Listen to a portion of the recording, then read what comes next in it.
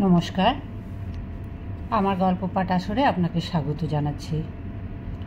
আজ আমি পড়ে শোনাচ্ছি আশাপূর্ণা দেবীর একটি গল্প, ছুটিতে ছোটাছুটি।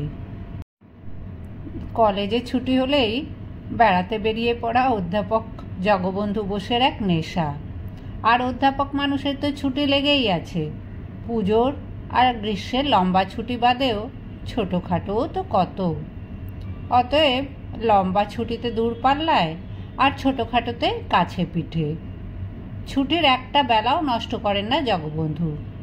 আগে থেকেই একটা হালকা সুটকেসের মধ্যে দরকার মতো জামা, পোশাক আর সাবান, তোয়ালে, সেভিং সেট, টুথব্রাশ গুছিয়ে রাখেন। আরও একটা বাড়তি জিনিস থাকে, একটা হাওয়া বালিশ, যেটা ছিঁড়ে চ্যাপটা হয়ে ওই সুটকেসের মধ্যেই পড়ে থাকে। দরকারের সময় গাল ফুলিয়ে ফুলিয়ে ফু দিয়ে গোলগাল করে নেওয়া যায়। ব্যাস, আর কি চাই? স্ত্রী পুত্র তো নেই যে সঙ্গে যাব বলে বায়না ধরে মোটঘাট বাড়াবে। না না, মোড়ে টোড়ে কেউ নেই হয়ে যায়নি, জগবন্ধু বিয়েই করেননি তাই। কিন্তু এখন একটা মুশকিল হয়েছে, জগবন্ধু বোসের বেড়াতে যাওয়ার মতো জায়গা আর খুঁজে পাওয়া যাচ্ছে না। দেশের উত্তর, দক্ষিণ, পূর্ব, পশ্চিম সব দিকগুলোই প্রায় কাবার করে ফেলেছেন। গ্রীষ্মে পাহাড় চূড়োর দেশগুলোয় আর পুজোয় সমতলে, সমুদ্রকূলে এখানে সেখানে। সহকর্মী বন্ধুরা বলেন, এবার আপনি ভারতের বাইরে পা বাড়ান জগবন্ধুবাবু, এখানে তো আর বাকি রাখলেন না কিছু। তা সে স্বাদ আর নেই, তবে সাধ্য কোথায়? তাই হেসে হেসে বলেন, যাব, স্টেট লটারির ফার্স্ট প্রাইজটা পেলেই চলে যাব। তা এখনও তো সেটা পাওয়া যায়নি। কাজের চিন্তা, এদেশেই কোথাও যাওয়া যায়। ওনার আবার এই অভিমত, একমাত্র মামার বাড়ি ছাড়া কোনো ভালো লাগা জায়গায় দুবার যেতে নেই। তাতে নাকি প্রথমবারের ভালো লাগার সুখস্মৃতির 12টা বেজে যায়। দ্বিতীয়বারে অপূর্ব অপূর্ব প্রাকৃতিক সৌন্দর্যের ভূমিগুলোও নাকি জলো আর পানসে হয়ে যায়।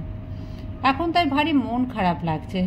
ইস, কেন যে সব ভালো জায়গাগুলো দেখে শেষ করে ফেলেছি, ভবিষ্যতের জন্য রাখিনি।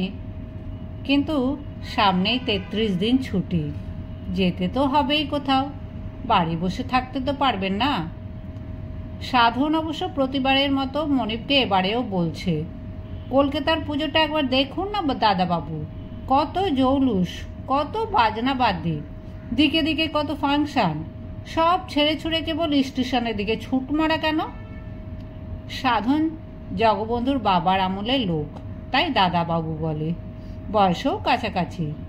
জগবন্ধু বোসও 50 পার করেছেন, সাধন সামন্ত 50 পার করেছে, তবে হয়তো কিছু আগে পিছু।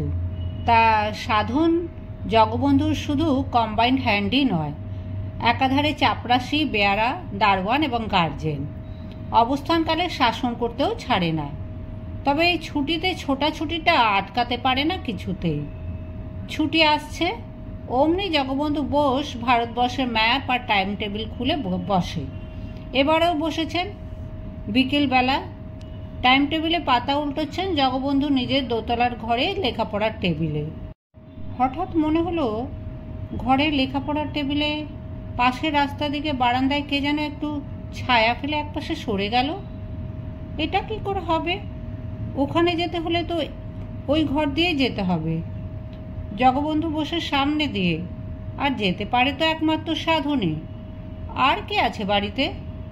কিন্তু সাধনটি তো নেহাত চড়াই পক্ষীটি নয়, আর এ দীর্ঘে প্রকাণ্ড একটা মাস্ত মানুষ।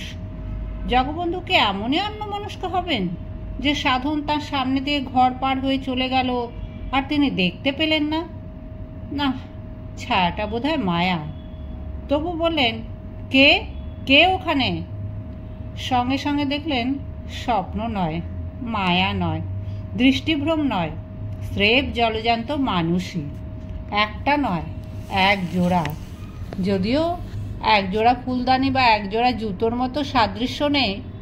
একজন ফর্সা, মাথায় খাটো, একটু নধর নধর, আর একজন ময়লা, ঢ্যাঙা, শুঁটকো, শুকনো। তবে বয়সে বোধহয় সাদৃশ্য আছে। আর সাদৃশ্য দেখা গেল আকর্ণ বিস্তৃত হাসিতে। দুজনে দুগাল হেসে টুক করে মুখ বাড়িয়ে বলে উঠল, আগে স্যার আমরা। আমরা মানে কে? জগবন্ধু চেয়ার ছেড়ে বারান্দার দরজার কাছে এগিয়ে এসে বলেন, আমি জানতে চাই আমরা কথাটার অর্থ কি? ওদের হাসিটা কিঞ্চিত ফিকে হলো, তবু রইল। একজন বলল, আগে আমি আর ও, একজনের বেশি হলেই তো রাগ হয় স্যার। বটে, বাহ, ব্যাকরণ গান তো দিব্যি টনটনে। বলি, কে তোমরা? নাম কি? আগে বেটেজন নিচু গলায় ঢ্যাঙাকে বলল, এই আমাদের যে পোশাকি নাম দুটো ঠিক হয়েছিল সে দুটো কী রে? ঢ্যাঙা তেমনি ফিসফিসে গলায় বলল, আমারটা তো শ্রী মদনমোহন পাল। তোরটা তোর মনে নেই? মনে থাকলে আর সুঝে হচ্ছে কেন? আমার তো আর তোর মতন স্মৃতিশক্তি নেই। তোরটা বোধ হয় ট্যাপাচরণ দাস। ধুত, আমারটাই তো পাল, তোরটা দাস। ঢ্যাঙা বলল, তা হবে, ওই একই কথা। জগবন্ধু বোস এতক্ষণে কড়া চোখে ওদের আপাদমস্তক দেখছিলেন। এমন ধমক দিয়ে বলে উঠলেন, কি ফিসফিস হচ্ছে শুনি? ঢ্যাঙা মাথা চুলকে বলল, আগে আপনি তো নাম শুধলেন, তো পোশাকি নাম দুটো অনেকদিন ব্যবহার হয়নি, তোলা ছিল, কোনটাকার গুলিয়ে যাচ্ছে। যাগে, ওতে কিছু না। জামা জুতো তো নয় যে একজনেরটা আর একজনের গায়ে পায়ে বসবে না। ওর নাম ধরুন শ্রী ট্যাপাচরণ পাল, আমার ধরুন গিয়ে শ্রী মদনমোহন দাস। জগবন্ধু চড়া গলায় বলে উঠলেন, বাহ বাহ, তোমাদের নামটা আমায় ধরতে হবে। চালাকি নাকি? বলি, এই বারান্দায় উঠে এলে কি করে? ঢ্যাঙা আবার একগাল হেসে উত্তর দিলে, আগে খুব সহজে। বারান্দার নিচে রোয়াকের ওপরকার লোহার খুঁটিগুলো বেশ পেলেন মতো গোল খুঁটিগুলো, তো আমাদের কোনো কষ্ট হয়নি, তত্তরিয়ে উঠে এসেছি। কোনো কষ্ট হয়নি? বাহ বাহ, তাহলে তো আমি কৃতার্থ হয়ে গেলাম। তা এই আশাটাই বেশ সহজ মনে হলো। কেমন? বাড়িতে ঢোকবার জন্য একটা দরজা থাকে, জানো? আগে জানি বই কি, তবে তো দরজায় একটা বাঘা কুকুর বসে রাখলে এছাড়া আর উপায় কি স্যার? জগবন্ধু কড়া গলা ভেঙে বললেন, না রেখেই বা উপায় কি স্যার? ওহ, তোমার তো আবার দুজন, তো তোমাদের মতো চোর ছেঁচড়দের ভয় কুকুর রাখতে হয় স্যারদের। চোর ছেঁচড়? ঢ্যাঙা দুঃখ গলায় বলল, এই কঠিন কথাটা আমাদের বললেন স্যার, অথচ মাত্র একটা বছর আগেই আমরা দুজন চোর ধরে দিয়ে পুরস্কার পেয়েছি। শুধু চোর বললে কিছু বলা হয় না, চোর চোরা কারবারি, আরও কত কি। তখন খবরের কাগজে ছবি ছাপা হয়েছে আমাদের, গলায় ফুলের মালা ঝুলিয়ে। 5টা ক্লাব থেকে আমাদের ডেকে ডেকে সংবর্ধনা না কি যেন দিয়েছে, এটা সেটা উপহার দিয়েছে, মানপত্রের দিয়েছে। তখনই ওই পোশাকি নাম দুটো বানিয়ে নিতে হয়েছিল স্যার। আর আজ কিনা, সঙ্গে সঙ্গে বেঁটেও বলে উঠল, আর আজ কিনা। তারপর দুজনে একসঙ্গে বলে উঠল, হতভাগাদের ভাগ্যে এইরকমই হয় স্যার, বেড়ালের ভাগ্যে শিকে আর কবার ছিঁড়বে, সবই হুজুগ। সেদিনকে যে সব ক্লাবের ছেলেরা ডেকে ডেকে মানপত্র দিয়েছে, এখন আর তারা আমাদের দেখলে চিনতেই পারে না। তবে গত বছরে খবরের কাগজ এনে দেখাতে পারি স্যার, প্রাণ তুল্লি করে তুলে রেখেছি, স্টক বিজয়ী 2 বীর বলে ছবি ছাপা। কি বিজয়ী? আগে স্টক বিজয়ী। জগবন্ধুর ভুরুজোড়া কুচকে ছোট হয়ে গেল। বললেন, তার মানে? সে অনেক হিস্ট্রি স্যার, দিন পাই তো বলবো। তা সেসব দিন কে আর মনে রেখেছে বলুন? এখন অবস্থা সেই 15 মুশিকো নাকি বলে, তাই আর কি। প্রফেসর বোস ভাবছিলেন সাধনকে ডেকে ছোঁড়া দুটোকে একবার কান ধরে উঠবোস করাবেন। খুঁটি বেয়ে দোতলায় ওঠা তো চোরাই পদ্ধতি, কিন্তু খবরের কাগজের ছবি, সংবর্ধনা, মানপত্র এইসব শুনে একটু যেন থতমত খেয়ে গেলেন। কে জানে সবটাই স্রেফ গুল না কিছুটা সত্যি আছে, এসব আবার কী ধরনের গুল? তবু ব্যঙ্গের গলায় বললেন জগবন্ধু, তো সেই ছবিটা পকেটে নিয়ে বেড়ানো উচিত ছিল বাপু তোমাদের। দেখা যেত গলায় ফুলের মালা না ঘুঁটের মালা। ঢ্যাঙা গম্ভীর হয়ে গিয়ে বলল, বলে নিন স্যার, এই হতভাগারা হেনস্তা খেতেই জন্মেছে। তো কষ্ট করে আর তুমি করে কথা বলছেন কেন? তুই তোকারি করুন, ব্যাটা বদমাস বলুন, চোর গুন্ডা বলুন। ও বাবা, এ যে আবার মানে খান খান। জগবন্ধু প্রায় হেসেই ফেলেছিলেন। ঠিক এই সময় দীর্ঘদেহী সাধন সামন্ত চায়ের ট্রে নিয়ে দুমদাম করে ঘরে ঢুকলো, আর ট্রেটা টেবিলে নামাবার আগেই চেঁচিয়ে উঠল, এই মস্তান দুটো, তোরা আবার কোথা থেকে এসে জুটলি? বেরো, বেরিয়ে যা বলছি। এমনভাবে চেঁচালো যেন ভাতের থালার কাছে কাক এসেছে না বেড়াল থাবা তুলেছে। সাধারণের আচরণটা মোটেই পছন্দ হলো না প্রফেসর জগবন্ধু বোসের।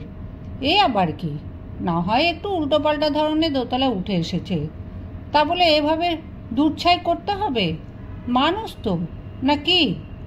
রসবাছাধন সাধন, তোমাকেই প্যাঁচে ফেলছি। বললেন, তা তুই সদর দরজা পাহারা দিচ্ছিলি, কোথা থেকে জুটলো তুই জানিস না? সাধন রেগে বলে ওঠে, আমি একা নয়, বাঘাও পাহারায় ছিল, একটা মাছিও প্রবেশ করতে পারবে না। জগবন্ধু হাসি চেপে বলেন, মাছি প্রবেশ করতে না পারুক, জলজান্ত দুটো মানুষ তো প্রবেশ করে এসেছে দেখছিস। দরজা দিয়ে কখনো না, স্ট্যাম্পও কাগজে লিখে দিতে পারি। তা না হয় পারলি, তো কোনোখান দিয়ে তো ঢুকে এসেছে, একে পাহারা বলে? সাধন জোর গলায় বলে, রাবণ রাজার মতন 20টা চোখ আছে আমার, তাই 10 দিকে চোখ ফেলে বসে থাকবো? আই পাজিরা, কোথা দিয়ে দোতলায় উঠে এলি তোরা? পাইবে না মইবে? দেখা যাচ্ছে এদের মধ্যে ঢ্যাঙাই মুখপাত্র। সেই এগিয়ে সে জোর গলায় বলে উঠল, পাজি টাজি বলবে না বলছি? না, পাজি বলবে না, মানিক চাঁদ বলবো।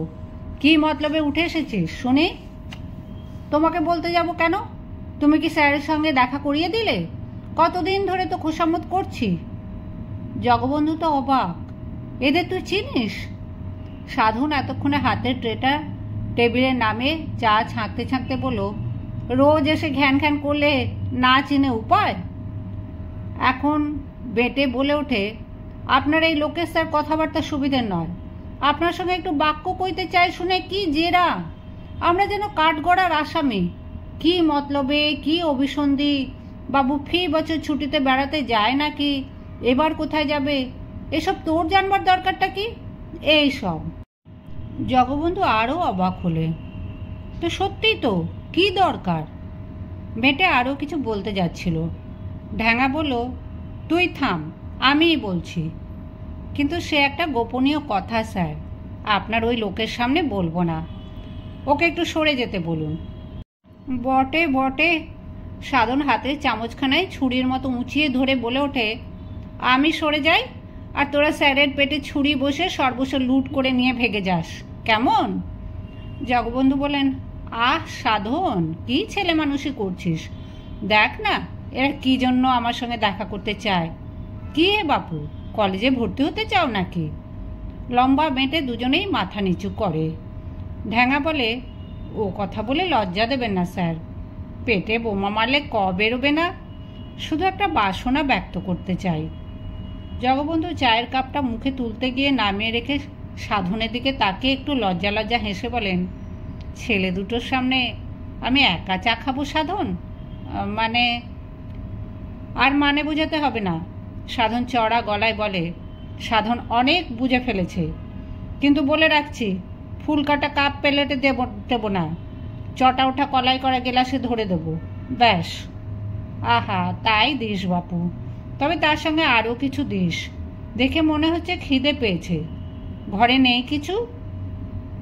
সাধন কাঁধের ঝাড়ুটা দিয়ে জোরে জোরে ঘাড় মুছতে মুছতে বলে, থাকবে না কেন, সবই আছে, বিস্কুট, পাউরুটি, কলা, আপেল, সন্দেশ, ডিম, রাতের জন্য রেঁধে রাখা মাংস। থাক থাক, অতই দরকার নেই, ওই গোড়ায় যা যা বললি তাই নিয়ে আসিস কিছু। ঠিক আছে, নিয়ে আসছি, ঘরে কুটুম এসেছে যখন। সাধন দুম দাম করে চলে যেতে যেতে বলে যায়, কিন্তু মনে রাখবেন, রাতের কুটুম। জগবন্ধু বোস এবার চায়ের কাপটা মুখে তুলে বললেন, এইবার বলো তো বাবু, কি তোমাদের গোপন বাসনা ব্যক্ত করতে চাও? ভাবলেন টাকা করি চাইবে কিছু, কিন্তু এ আবার কি বাসনা? শুনে হো হো করে হেসেই উঠলেন জগবন্ধু। খিদমত গার, তাও একটা নয় দুটো? না বাপু, বেড়াতে আমি একাই যাই, খিদমত গার্ড দরকার হয় না। ওরা কাঁদো কাঁদো হয়ে বলে ওঠে, দরকার তো আপনার নয় স্যার, দরকার আমাদের। ওই পানের দোকানে নবকেষ্ট বলে আপনি বছর বছর সুটকেস ঝুলিয়ে বেড়াতে যান, ওই নাকি নেশা আপনার। শুনে বুকের মধ্যে যেন হোঁচট প্যাঁচট করে। জন্মজীবনে কখনো একবার রেলগাড়ি চললাম না। হ্যাঁ, সে কি? জগবন্ধু যেন আছাড় খান। জন্মে কখনো রেলগাড়ি চড়ুনি? আহা, ইস!